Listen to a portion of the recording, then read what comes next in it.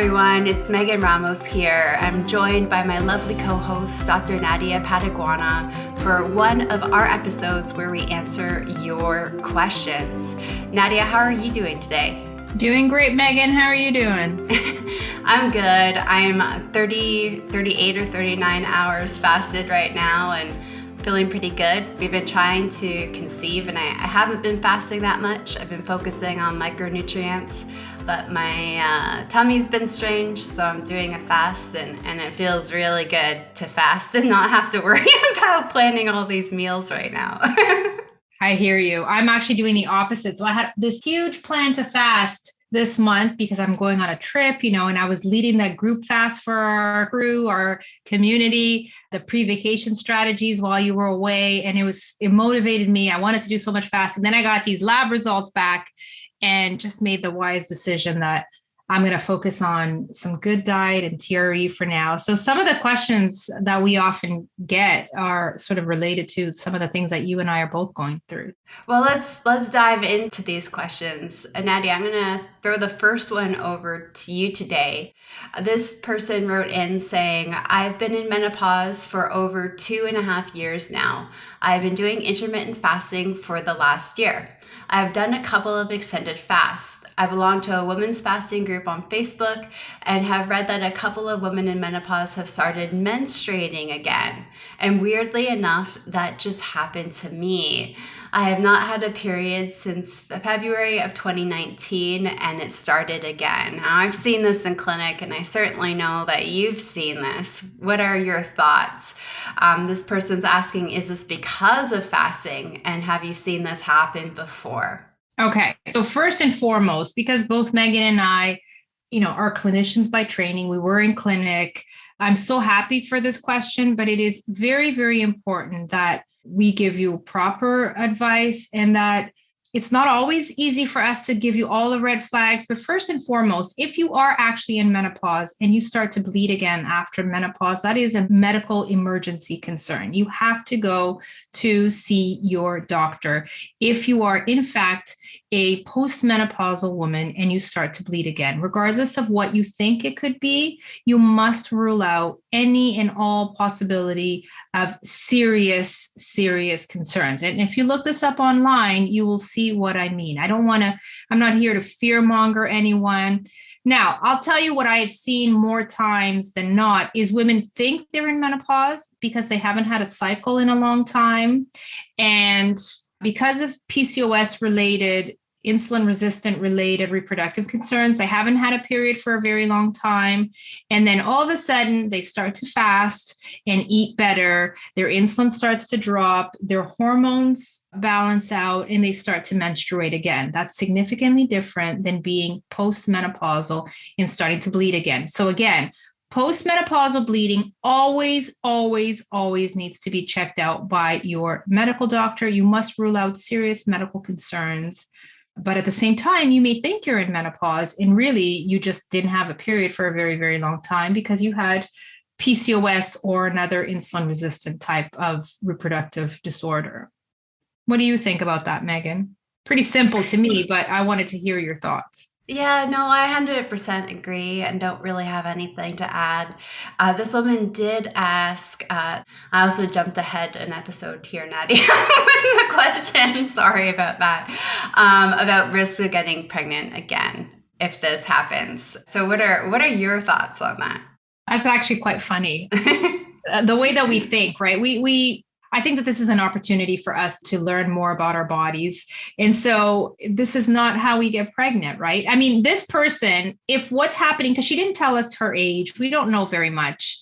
If what she's going through is what I think she's going through, which is she's a woman with likely PCOS or insulin resistant concerns who has not been ovulating for all this time and thinks she's in menopause. And now all of a sudden she actually did get her cycle regular again and is ovulating. Yeah, there's definitely a risk of getting pregnant. But postmenopausal women who bleed are not at a higher risk for getting pregnant because they're postmenopausal. They're not ovulating and the bleeding is likely due to something else. Thanks, Nadia. All right, the next question is, I get diarrhea about an hour after eating OMAD, which is short for 1 meal a day. I have tried to eat a small amount and wait for half an hour or longer before eating again. I try to chew thoroughly and slowly. Nothing seems to help. Do you have any suggestions?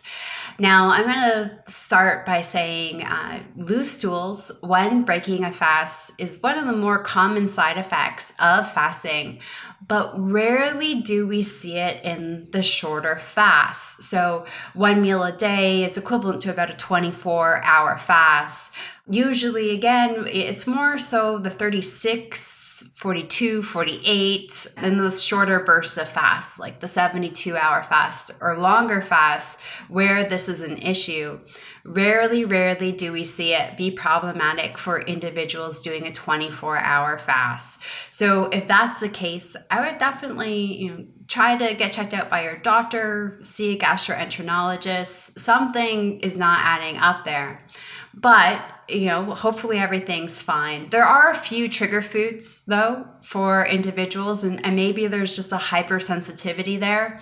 So trigger foods are eggs and nuts. And these are foods that are super easy to cook. So many people have them at the top of their, food pyramids because they're so healthy. And when you break your fast, you want to eat, and usually you want something that's kind of quick and easy. So they're very popular break fast foods, but they often result in a lot of gastric distress.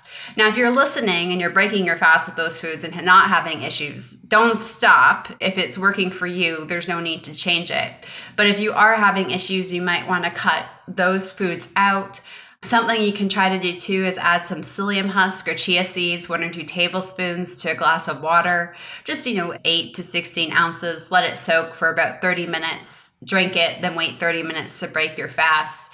Another strategy that works in sort of extreme circumstances is having some form of probiotics. So a full fat yogurt with a bit of chia seeds or some coconut kefir, if you're on the non-dairy side of things, with some chia seeds can help.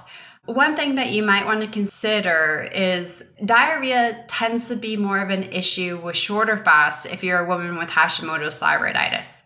So if you have Hashies, it could be a sign that perhaps things are not in balance with your thyroid the way that they should be.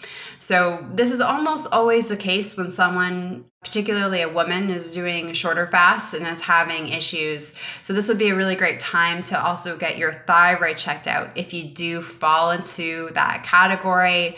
And of course, talking to your doctor, your functional doctor, your naturopath about different types of nutrients that might help support your thyroid function as well. So things like selenium, for example, can be really good at helping to support your thyroid. So doing some micronutrient testing in addition to the thyroid tests can give you a really big full picture and give your doctor, functional doctor, naturopath some ideas as to how to help you with this. Anything else, Nadia? Yeah, I think this is a really great point, particularly because these are shorter fasts. So again, we can't always tell you all the red flags, but it's important that, and I think that once you're in the community and you hear things, I'm a big fan of repetition. You'll start to hear even some of these questions you may hear over and over again. So you start to recognize some signals. So a lot of us, myself included, used to get loose stools when breaking longer fasts. And I used to get loose stools even during fasts, which is also not uncommon. The thing is, even in one of my meetings today, one of the women reported as one of her victories is that she's at that point in her fasting. She's doing the 42 alternate day fast that she no longer gets loose stools. So the body will hopefully over time. The one thing that has always helped me, and you said that already, Megan, for sure, probiotics, I do take probiotics frequently and I do a course of them, kind of like, every once in a while, a good source of probiotics. I remember we were just talking about gut health just before we joined this call, how important it is for so many things.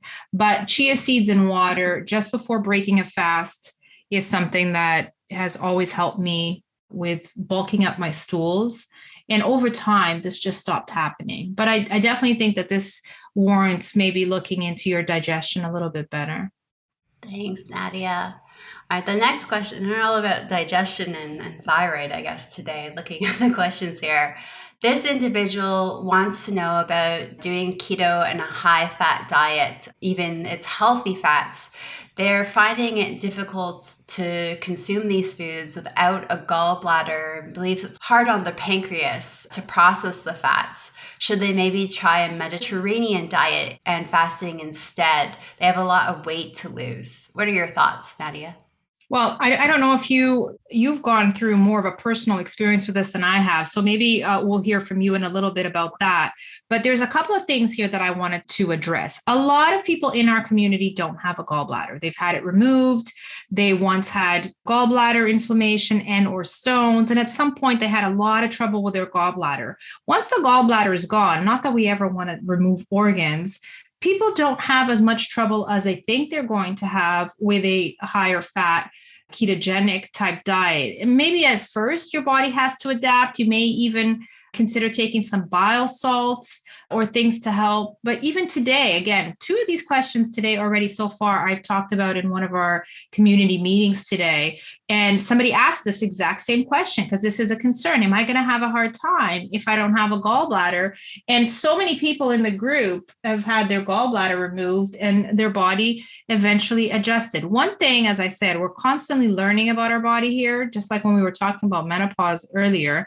It is not your pancreas that produces bile to process fats. It is your liver that produces bile to process fats. And your gallbladder is not the organ that produces that bile. So once the gallbladder is gone, you will still have bile to process fat that's produced in the liver. The gallbladder is an organ that helps to store the fat. So the reason why we probably lose it, there's a number of reasons, right? Inflammation and the stones and whatnot. But the reason why many people end up having to get rid of their gallbladder and it gives them a lot of trouble is because there's a storage organ with this putrid bile that's been sitting there that your body's not using because you haven't been eating enough fat for the majority of your life. And then, that combined with a whole bunch of other reasons, you end up having to get rid of it. Once it's gone and your body picks up the signals that you're eating, a sufficient, constant, continuous amount of fat, it will continue to produce the bile.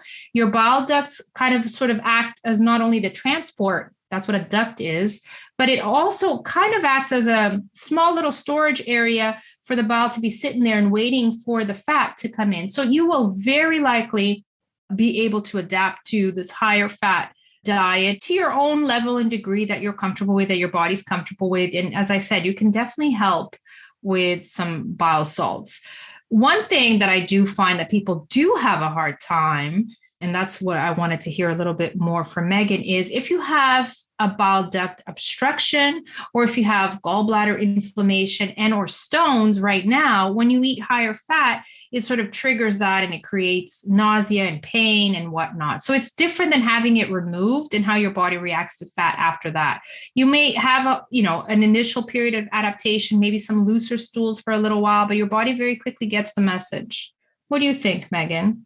Yeah, absolutely. So, part of the reason why I'm having tummy troubles, everyone, is because I recently had a clogged bile duct. It's now unclogged, but I couldn't eat for like the last 2 weeks. It's the longest fast I've done.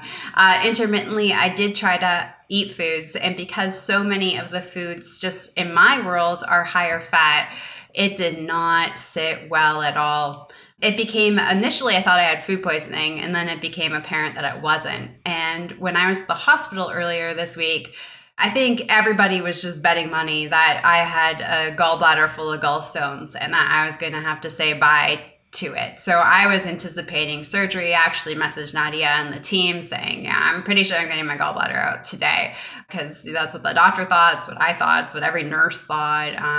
So I thought I was going to say bye to it. And I was okay with that. It's always great to keep it. It's really nice to have it. There are, some mild implications of not, but I wasn't really worried about it. I knew that my body would eventually adapt. So after surgery, I'd be low fat for a little bit, and then I would introduce some some bile salts and start to focus more on fats like coconut fats that don't actually require bile for digestion. And within the span of about 6 to 8 weeks, kind of be back to my normal eating routine.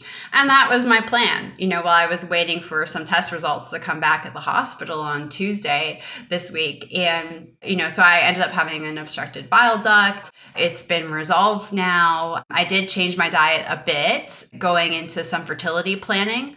So perhaps that's what caused the stone, but my gallbladder is free of stones and is not inflamed at the end of it. So I'm doing a fast now. And then I did order some bile salts in anticipation of getting my gallbladder out.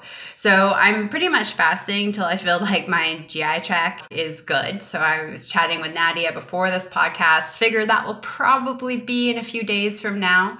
And then I will just slowly introduce the fats over the span of a week or two, and I will take the bile salts just to help me acclimate. But so many patients, it's almost rare now to work with an individual over the age of 50 and them actually have their gallbladder at this point.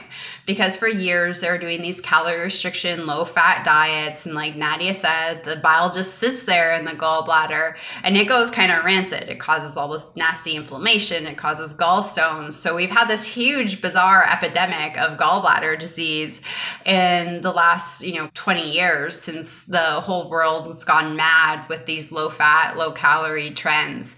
But, our gallbladder is actually there for a reason, if you think about it. It's essentially a storage compartment to contain bile. So our liver doesn't always necessarily have to be producing it 24/7. But that just goes to show throughout human history how much fat we actually ate. Our bodies evolved to have an entire compartment to store bile to help us emulsify the fats that we consume. That's how, we evolved to have this because of our diet. That's a huge sign of what diets we've had throughout human history, ones that do contain plentiful, healthy, natural fats. So it's, it goes to show that all this low fat stuff, it just evolutionary does not make sense for us. But, when it's not there, the liver can produce it. And if you're fasting, you're not eating processed sugars, fats, you're going to end up having a healthy liver at the end of the day anyway. So it's going to be able to adequately produce bile for you. So not the end of the world. And again, the ox bile salts are a great aid in that transition. So much gallbladder talk. It's funny how these things come in waves. Questions are coming in the community, in the podcast. I'm going through it. It's the gallbladder season. And now we're circling back to another question on Hashis. Does fasting do more harm than good for people with Hashimoto's thyroiditis?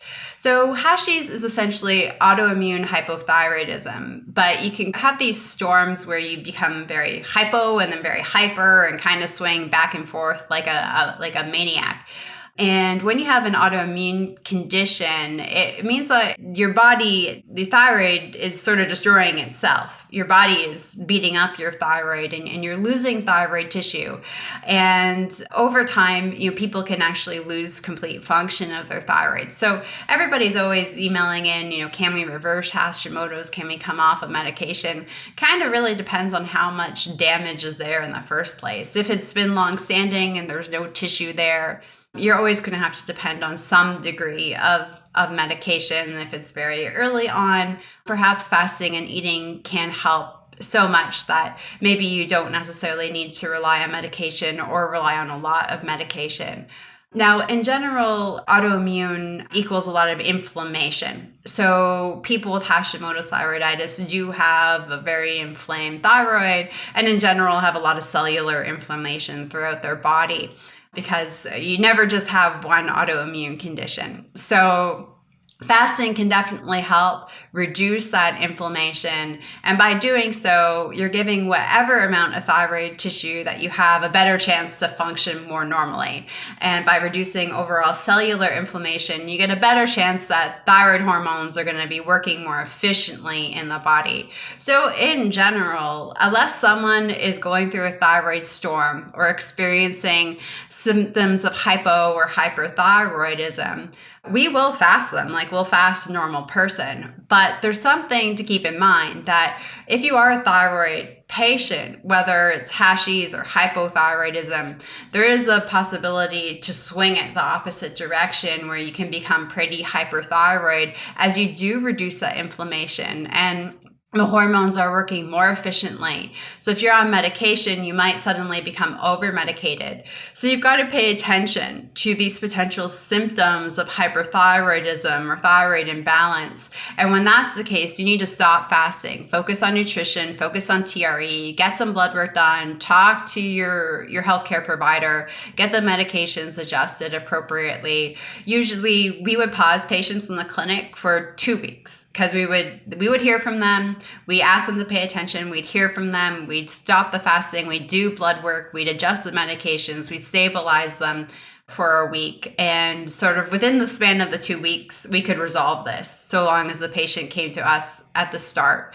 And then they could start going back into their fasting routine. So definitely it's going to do harm if you end up in this hyper state or this storm state and then continue to try to push the fast. That's when it's going to do harm. So you need to be able to recognize the symptoms of a thyroid Hashi storm, hyperthyroidism, and then you need to stop your fast and not trying to push it. And you need to get some medical help to get the thyroid back in balance and then getting into fasting. So it can be beneficial for you if done under a stable thyroid set of circumstances, and it can be harmful for you if you're trying to fast when the thyroid is unstable or thyroid function is unstable in that moment. So you've got to be really mindful of your conditions. Nadia, anything else you'd like to add? Wow. Well, hard to add to that. That was a lesson in and of itself. I've often, Megan, of course, I do a women in fasting series on Mondays. So I do a Q&A for our community every Monday on a different topic related to women in fasting. And I've shared with you that I am preparing a presentation to do at some points in this series about adrenal health and thyroid health, only because there's so much conflicting information out there about fasting and how fasting is so bad for your thyroid, which is not true at all. But it's really important to understand exactly that, not just when it comes to Hashimoto's, which is this autoimmune condition that can absolutely, at least the inflammatory part of it can absolutely be tremendously helped with fasting. But it's really important to recognize that in any of, whether it's thyroid or adrenal, if you're on an unstable point, which is not all of us, and it's not every single time of your life, if your thyroid levels are off, if you're at a suboptimal thyroid level, whether it is because of Hashimoto's or any other hypothyroid or hyperthyroid condition, you have to address that. You have to go to the doctor. You need to be put on this very important hormone to optimize your thyroid function. You cannot function. A thyroid is a super important gland in your body. You cannot function properly if you don't get those levels optimized. So no, of course you would not fast for an extended period of time during that particular acute period of time.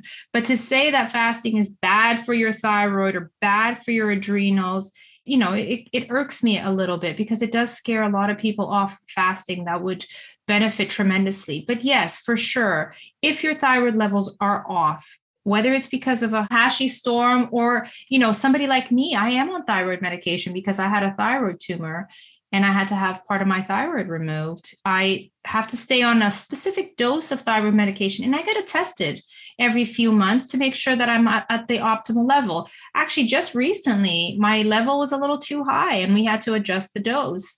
And so for that particular, I didn't have any symptoms because it wasn't huge.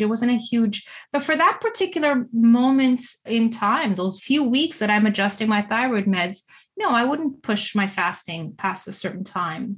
And again, this might seem strange to you. It might be new information, but it is very positive information. And it's something that we talk about all the time. And we have the opportunity to repeat this in many different videos here on the podcast. So I'm glad that we're talking about this. Yeah, there's so much for thyroid function. Honestly, we could just do an entire podcast for a year on thyroid. I'm also on thyroid meds. I have a totally bizarre thyroid condition called reverse T3 hypothyroidism due to a genetic mutation of an enzyme, one of two enzymes that converts inactive thyroid hormone to active thyroid hormone. And I've learned over the years that I have to fast in kind of a completely bizarre pattern compared to what people traditionally recommend to keep stress down and not impact my adrenals. So there's just so many different aspects of thyroid conditions, so many different approaches and strategies. So Nadia, I'm super excited to see your Q&A on it in the community coming up, because it just affects so many of us. And a lot of us have these thyroid conditions and don't know because doctors just don't know how to diagnose it. It's actually one of the most bizarre, mind-boggling things, because it's literally thyroid hormones, arguably one of the top two most important hormones in the body. And the thyroid gland itself might be one of the most top two critical glands in the body. Thyroid literally controls everything. And doctors just don't know. And then they'll check things like TSH, which is a brain pituitary hormone. It's not a thyroid hormone. So anyways, really looking forward to that. But thank you all for writing in your questions today. Nadia and I will be back next week with another episode. But if you want your questions answered during one of our Q&A specials, send them on in to podcast@thefastingmethod.com, and we will catch you again next week. Bye for now, everyone. Bye.